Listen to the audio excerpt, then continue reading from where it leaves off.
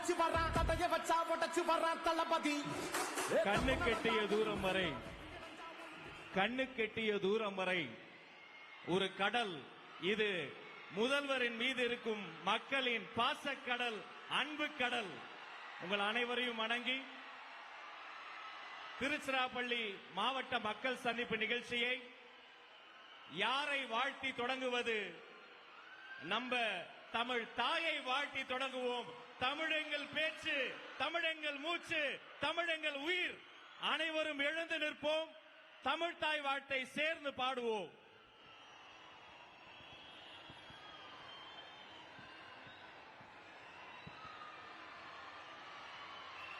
நீராறும் கடலுடுத்த நிலமடந்த கெளிலொழுகும்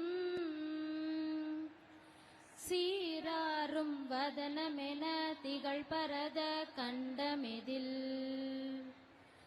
தெக்கணமும் அதிர் சிறந்த திராவிடனர் திருநாடும் தர்க்க சிறு பிறை நுதலும் தரித்தனரும் திலகமுமே அர்த்திலக வாசனை போல் அனைத்துலகும் இன்பமுற எத்திசையும் புகழ் மணக்க இருந்த பெரும் தமிழனங்கே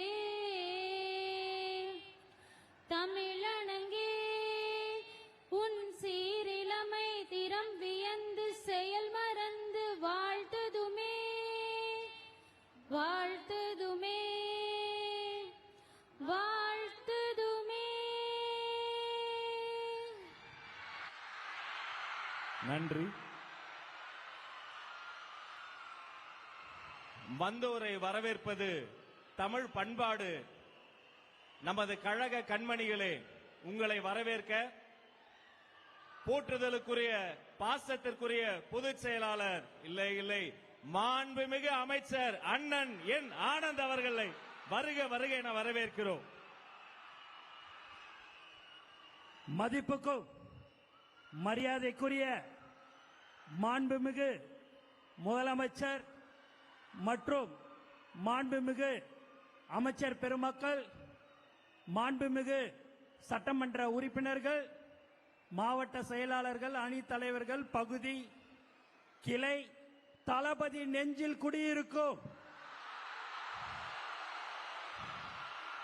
தோழர்களே, தாய்மார்களே, உங்கள் அனைவருக்கும் என்னுடைய முதற்கண் வணக்கத்தை தெரிவித்துக் கொள்கிறேன்.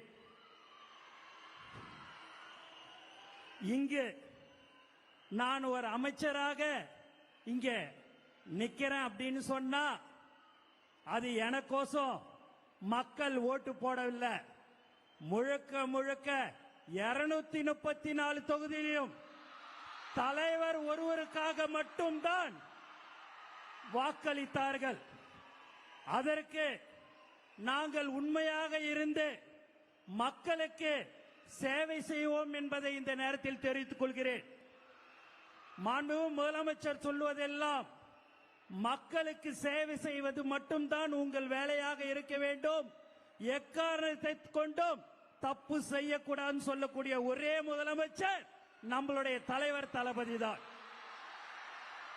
எப்போதும் சட்டமன்ற உறுப்பினராக இருக்கலாம், அமைச்சராக இருக்கலாம், ஆனால் நான் என்றும் தலைவர் தளபதியுடைய தொண்டனாக கடைசி காலம் வரைக்கும் இருப்பேன் என்று கூறிக்கொண்டு எனக்கு வாய்ப்பு கொடுத்த அனைத்து நல்ல உள்ளங்களுக்கும் நன்றி கூறி விடைபெறுகிறேன்.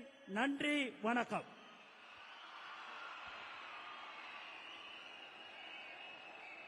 தளபதியின் தொண்டனுக்கு நன்றி. அவரை தொடர்ந்து முன்னாள் அமைச்சர்,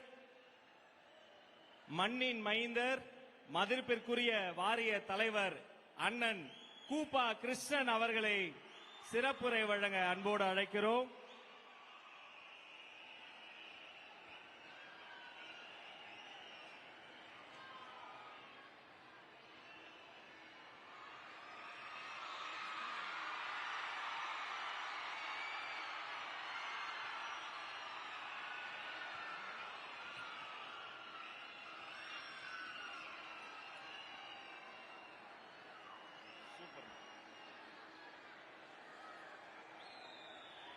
மலைக்கோட்டையை தன் நெஞ்சில் சுமந்திருக்கும் திருச்சிக்கு வருகை தரக்கூடிய சிறங்கோட்டையினுடைய தளபதியே, உங்களுக்கு எங்களுடைய பணிவான வணக்கங்கள். கலை உலகத்திலே நாங்கள் கண்டோம், களிப்புற்றோம். தமிழகத்தினுடைய வெற்றி கழகத்தினுடைய தலைவராக இருந்தோம், வாழ்த்து பாடினோம். ஆனால் தமிழகத்தினுடைய முதலமைச்சராக பொறுப்பேற்று, மக்கள் விரும்புகின்ற முதல்வராக பொறுப்பேற்று வந்திருக்கிறீர்கள். இது தமிழ்நாட்டிற்கு மட்டுமல்ல, சரித்திரத்தையே சாகடித்து விட்டு வந்திருக்கிறீர்கள். 90 ஆண்டு காலம் வாழ்ந்த அரசியல் கட்சிகளும் உண்டு, வைர விழா கண்ட அரசியல் கட்சிகளும் உண்டு, வெள்ளி விழா கண்ட அரசியல் கட்சிகளும் உண்டு. எப்படி ஐயா உங்களுக்கு இப்படி ஒரு துணிவு வந்தது?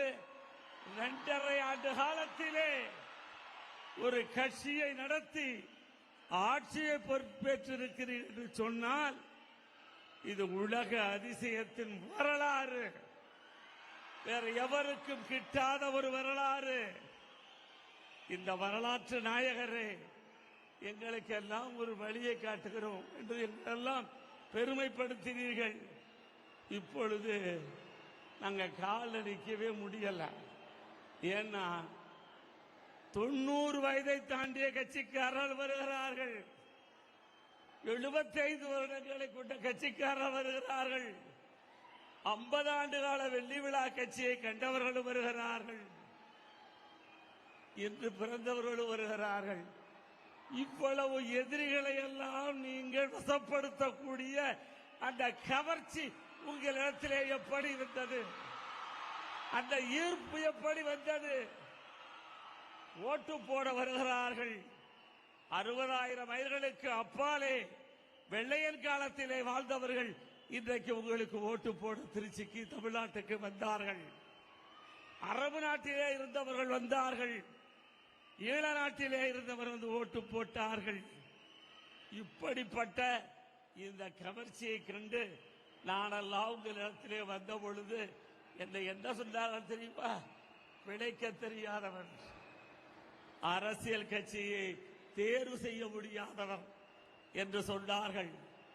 ஆனால் இன்றைக்கு நான் பார்க்கிறேன், உங்கள் தொலைநோக்கு சிந்தனையிலே நாடு வந்ததால் இன்றைக்கு வாழ்வற்று நிற்கிறேன். பலர் பதவிக்கு கொண்டிருக்கிறார்கள், எண்ணிக்கொண்டிருக்கிறார்கள்.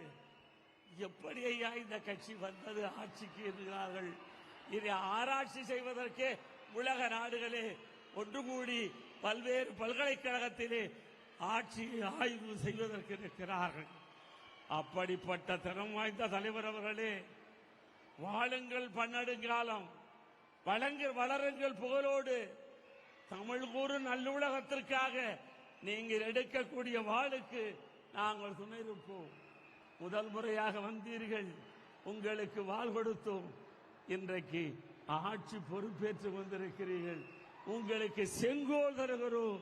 இந்த செங்கோல் வளையாமல் எங்கள் திருச்சிராபுரத்தின் மண்ணிற்கு மகிமை சேர்க்கின்ற வகையிலே வந்திருக்கிறீர்கள். வருக வருக வருக.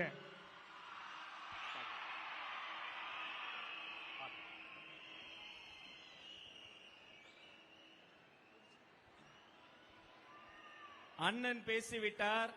அண்ணனை தொடர்ந்து எங்கள் தம்பி குட்டி புலி, மாண்புமிகு இந்து சமய அறநிலையத்துறை அமைச்சர், உங்கள் மண்ணின் மைந்தர் திரு ரமேஷ் அவர்களை சிறப்புரை வழங்க அன்போடு அழைக்கிறோம்.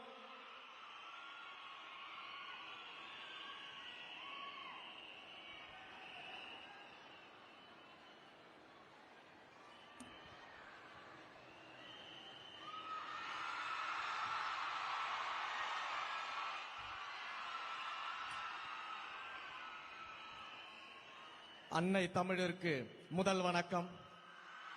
என் ஆறுயிரான தலைவர் தளபதி அவர்களுக்கு உயிர் வணக்கம். பேரன்பிற்குரிய பொதுச் செயலாளர் அண்ணன் என் ஆனந்த் அவர்களுக்கு நன்றி கலந்த வணக்கத்தோடு இந்த ஒரு நிமிடத்திற்காக என் வாழ்க்கையில பல வருடங்கள் காத்திருந்தேன்.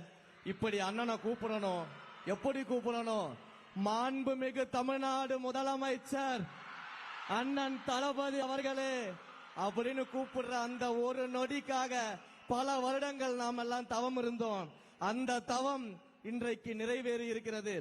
முறை செய்து காப்பாற்றும் மன்னவன் மக்கட்கு இறையென்று வைக்கப்படும்னு ஒரு திருக்குறள் இருக்கு. நீதி நெறி தவறாமல் ஆட்சி நடத்தும் ஆட்சியாளரை மக்கள் தலைவராக இறைவனாக கொண்டாடுவார்கள் அப்படிங்கிற திருக்குறள் நம்முடைய மாண்புமிகு முதலமைச்சர் அவர்களுக்கு பொருந்தும். இன்றைக்கு இந்த திருச்சியில் அண்ணன் அவர்கள் நன்றி சொல்வதற்காக வந்திருக்கிறாங்க. இதே திருச்சியை தங்களுடைய கோட்டை கோட்டை என்று சொன்னவர்களுக்கெல்லாம் அதை வெறும் மனக்கோட்டை தான் காட்டி அதையும் உடைச்சி இந்த மலைக்கோட்டை மாநகரை தளபதியின் கோட்டையாக இன்றைக்கு நாம் மாற்றி இருக்கிறோம். சாதாரண நபர்கள் எல்லாம் வேட்பாளராக நிக்க வச்சிருக்கிறாரு. சாதாரண குடும்பத்தவர்களை வேட்பாளராக நிக்க வச்சிருக்கிறாரு. இவங்கெல்லாம் நம்மளை எதிர்த்து ஜெயிச்சிட முடியுமா அப்படின்னு பகல் கனவு கண்டுகிட்டு இருந்தாங்க. ஏன் சாதாரண குடும்பத்திலிருந்து வந்த என்ன ஸ்ரீரங்கம் சட்டமன்ற தொகுதியின் வேட்பாளராக அறிவிச்சாரு.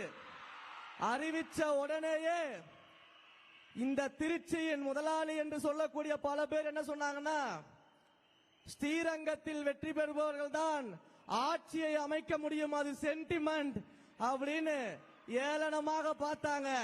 ஆனா இந்த சாமானியனை ஸ்ரீரங்கத்தில் வெற்றி பெற வைத்து ஆட்சியில் முதலமைச்சராக அமர்ந்திருக்கக்கூடிய ஒரு மாபெரும் தலைவர் நம்முடைய தலைவர் அவர்கள் மட்டும்தான்.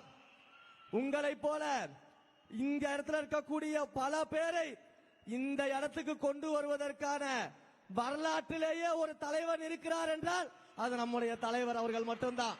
வேற எந்த தலைவராலும் அது முடியாது. பல்வேறு மேடைகள்ல அண்ணன் முன்னாடியும் சொல்லியிருக்கிறேன், பிரச்சாரங்கள் போது பல்வேறு மேடைகள்லயும் பேசியிருக்கிறேன்.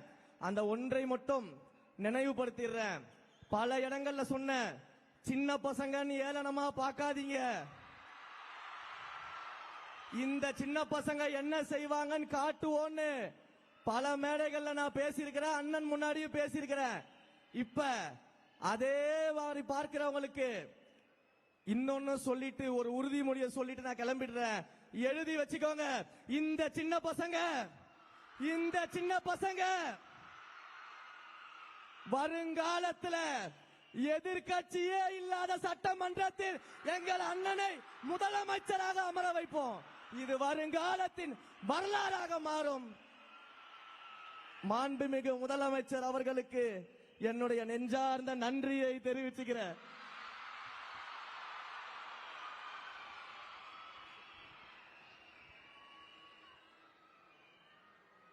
நன்றி.